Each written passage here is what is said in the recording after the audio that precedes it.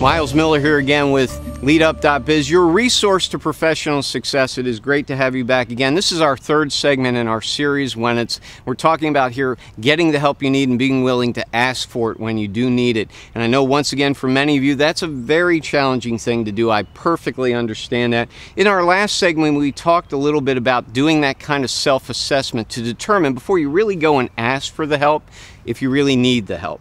And it's very important to do that. I know there are some people out there that think, oh, I need help with everything. Well, before you actually go down that path, make sure you really think about that and assess, do you really need the help that you think you need? But if you do, now we're going to talk about what you need to do to get the right help that you need.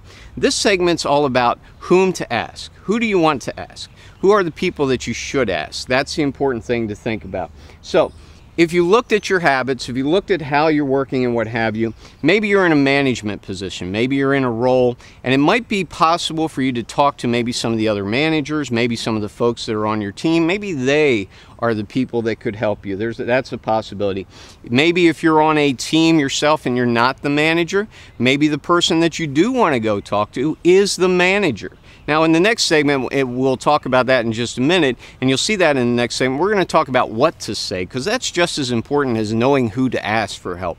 But in this segment, I want to focus on who those people are. So once again, if you're the manager, maybe you need to talk to someone at your same level, or maybe some of the folks that are on your team to ask for help, depending on the situation. If you're on a team or you work with a group of people, maybe you need to go and talk to your boss, talk to your supervisor, and offer some things that maybe they can do to help you. So important things to think about. Maybe look at and focus at, are there tasks that you're doing that are causing you to have this problem? Well, maybe there are some things that can be done with those tasks. Maybe someone else can do that. Maybe there's a key skill set that you're missing. Possibly you could acquire that, or maybe you know someone else who can do that for you. That would be helpful as well. Or maybe you have too much going on, and I know many of you out there probably do. You've got a lot on your plate, a lot going on. Look for opportunities maybe to pass some of those things off to others to do. This is important to think about. So once again, if you've gotten past that point of assessing where you've been and what you're working on and realize, oh, I do need help, then it's time to ask for help. And it's important to know who to go to and when to ask for that help. So what you want to do and how you want to ask, that's going to be very important. We're going to look at that in the next segment. So make sure you come back and check, because there are right ways and there are wrong ways to ask for that help that you need. You want to paint yourself in the very best light so that you can make this your best year yet.